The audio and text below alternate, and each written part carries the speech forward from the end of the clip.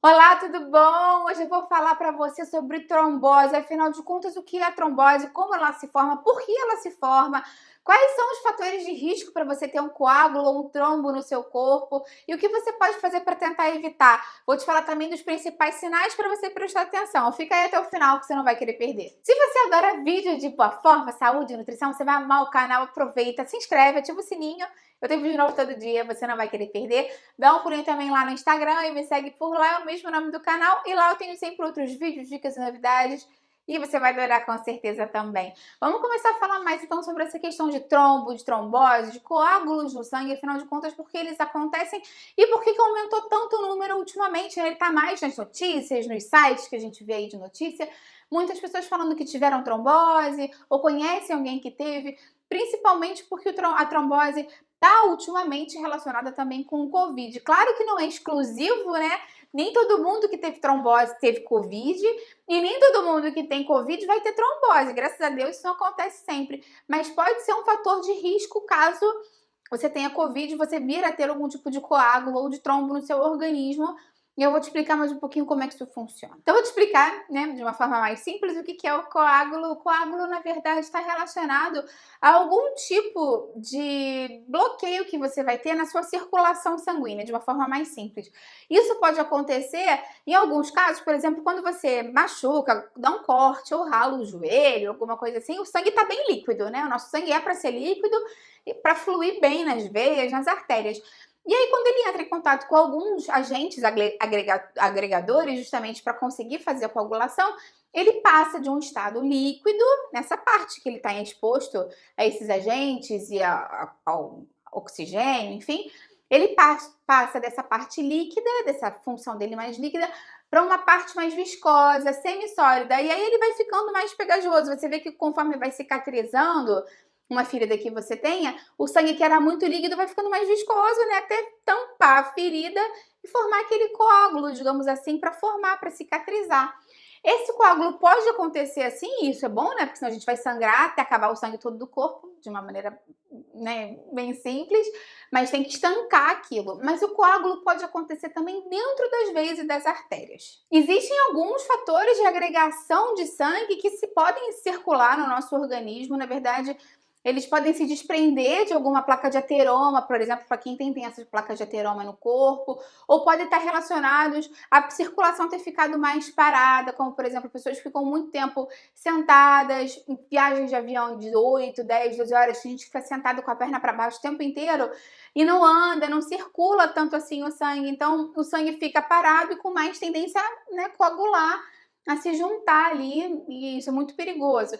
Além disso, algumas mulheres que tomam anticoncepcional, algum tipo de anticoncepcional mais específico, você vai ter que ver com o seu ginecologista se é o seu caso ou não, podem ter mais predisposição a formar trombos. Então, o trombo pode acontecer de formas diferentes e pode ser até um trombo mesmo por causa inflamatória, por algum vírus ou por alguma doença, como no caso do Covid, pode ativar uma cascata de inflamação e aumentar a predisposição de inflamação no seu corpo. Então, na verdade, as causas podem variar e é importante que, se você já tem alguma predisposição a ter trombo, se você já teve alguma vez, se tem algum caso na família, que você tente minimizar os riscos. Então, tente se manter sempre ativo, fazendo atividade física, para o sangue fluir mais facilmente. Tente evitar usar anticoncepcionais, se você é mulher, hormonais, porque, na verdade, pílula, né? Porque ela pode ser um fator de risco para trombose também, para coágulos em algumas mulheres. Depois eu vou explicar para você, então, o que a ciência diz que pode ser feito para evitar ou prevenir o aparecimento dos coágulos.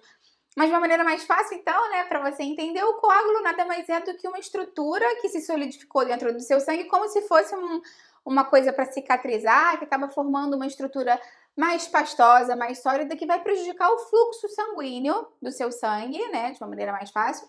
E ele pode, se desprendendo, ele pode viajar junto com o seu sangue. Dependendo da veia que ele está, ou da artéria, ele pode parar em lugares piores para você ou não. Ele pode parar no seu pulmão, que é muito perigoso, ele pode parar no seu coração, que também é muito perigoso.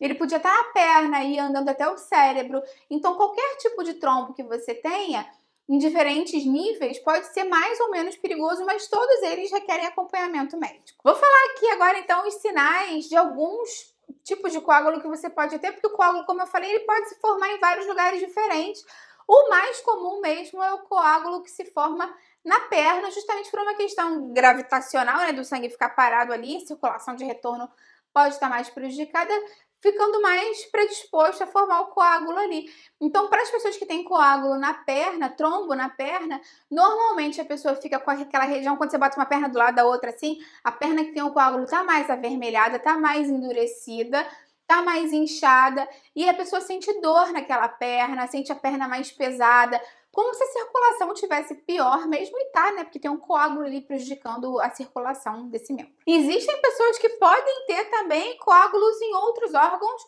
e que são mais nobres, né? Porque, na verdade, nas nossas pernas a gente não tem nenhum órgão essencial muito perto dela.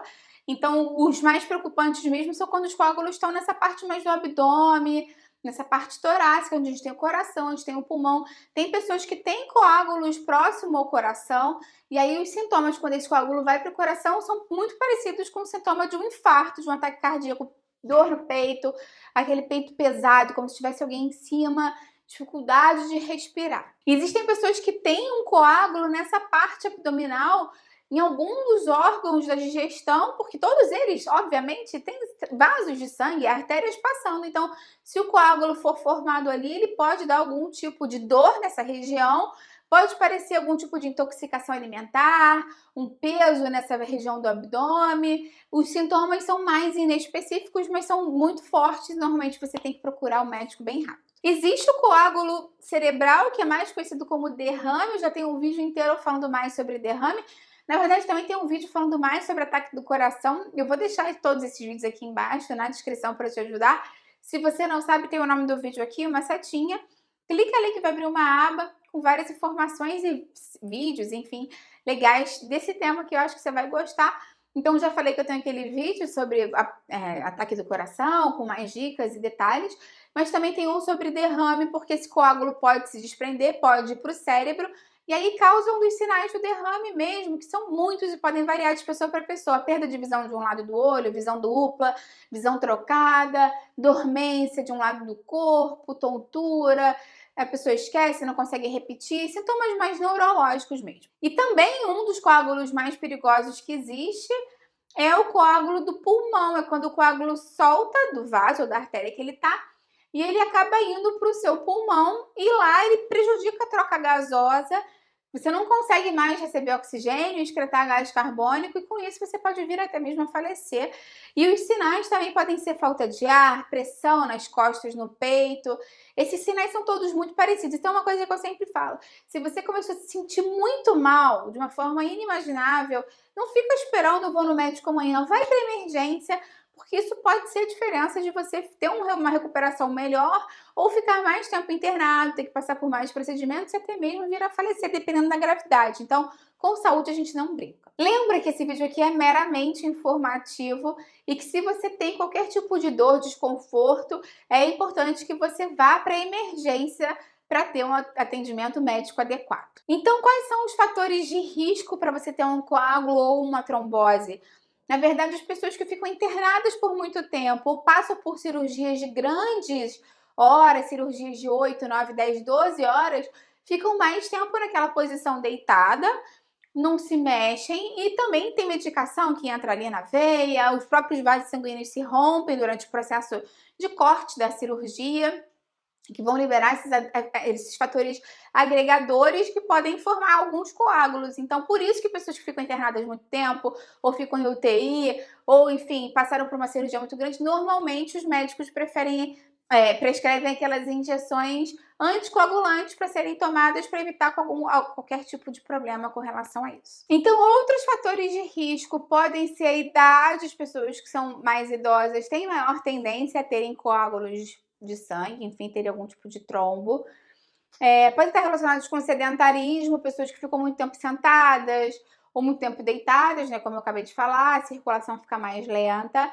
Pode estar relacionado com a própria gravidez, mesmo pela mudança hormonal, pode estar relacionado a uma maior probabilidade de trombos, inclusive muitas mulheres têm episódios de trombose na gravidez e por isso acabam perdendo os bebês. E é muito importante que nesse caso seja falado com o ginecologista, porque existem alguns tipos de opção de tratamento que podem ser feitas para viabilizar esse processo Então, se você já teve algum caso na família, é importante que você fale com seu ginecologista ou obstetra também.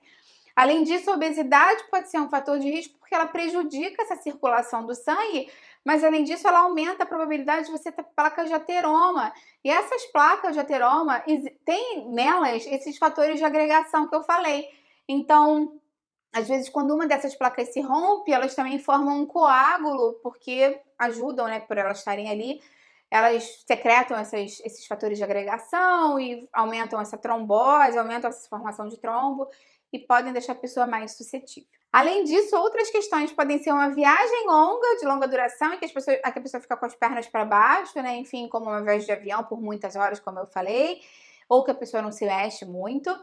Além disso, se você já teve algum trombo ou se alguém na sua família já teve, você tem mais predisposição genética. Algumas mulheres podem ter algum tipo de sensibilidade maior a alguns tipos de anticoncepcionais orais, a pílula. Então, talvez o médico, normalmente ele pergunta se já teve algum histórico na família ou se a pessoa já teve, porque pode ser que ele escolha não prescrever a pílula nesses casos, e sim outro método de contracepção que seja menos hormonal, digamos assim. E além disso, é muito importante também evitar o fumo, porque o cigarro pode ser um fator que aumenta a sua chance de ter algum tipo de trombo ou coágulo. Eu tenho um vídeo aqui no canal falando mais sobre como parar de fumar sem engordar. E eu vou deixar aqui embaixo na descrição para você também. Então, o que você pode fazer para evitar os coágulos de sangue, enfim, né, os trombos? Primeira coisa é sempre se manter ativo. Não necessariamente é você estar numa academia 7 vezes por semana. E sim você ter algum tipo de atividade física, pode ser uma caminhada, ou pode ser uma pessoa mais ativa no dia a dia. Tentar fazer mais coisas andando, estacionar o carro mais longe, descer 1 ou 2 pontos de ônibus antes, para você se manter mais ativo, subir a escada, ao invés de pegar a escada rolante ou elevador, essas coisas assim que vão fazer com que seu sangue circule mais e te deixem em menor risco. Além disso, é importante que você perca peso se você está obeso, está muito acima do peso, porque como eu te falei, a obesidade pode prejudicar a circulação sanguínea e também pode favorecer o acúmulo de placas de ateroma, que por sua vez também são um fator de risco. E alguns estudos sugerem também que a alimentação pode ter um papel importante. Uma dieta anti-inflamatória pode justamente diminuir o seu potencial inflamatório e, em alguns casos, ajudar. Então, de qualquer forma, uma dieta anti-inflamatória é uma dieta muito rica em legumes, frutas, poucos industrializados, focando no ômega 3, em gorduras saudáveis. Eu tenho uma playlist inteira aqui sobre dieta anti-inflamatória e vou deixá-la aqui embaixo na descrição para você. Claro que para alguns casos, o potencial de trombose ou de coágulo ainda vai continuar sendo alto, de repente por alguma outra questão fisiológica ou patológica, alguma doença que a pessoa tenha pode fazer com que ela tenha maior predisposição. E aí, nesses casos, os médicos muitas vezes prescrevem uns remédios que são anticoagulantes, que a pessoa tem que tomar no dia a dia justamente para evitar que tenha uma coagulação, e principalmente se você já teve algum trombo, enfim, né? Se já passou por alguma situação ou, enfim, tem algum risco por conta de uma doença. Então, lembra sempre que se seu médico achar que é importante para você, ele vai prescrever esses remédios e aí você toma os remédios conforme a orientação médica. Eu tenho aqui no canal alguns vídeos bem legais falando de alimentos mais anti-inflamatórios e uma lista de quais são os alimentos mais inflamatórios. Vou deixar isso tudo aqui embaixo na descrição para você também, além de algumas receitas saudáveis que podem te inspirar a ter uma alimentação mais saudável no dia a dia. Aproveita e me conta aqui embaixo se você conhece alguém que já teve trombo, coágulo, se você mesmo já teve, como foi o tratamento. Eu vou adorar ver o seu comentário. Dá a curtida no vídeo que isso me ajuda muito e compartilha com quem precisa. Vamos juntos ampliar essa corrente do bem, que é isso que eu quero aqui com o canal. Até a próxima, tchau, tchau!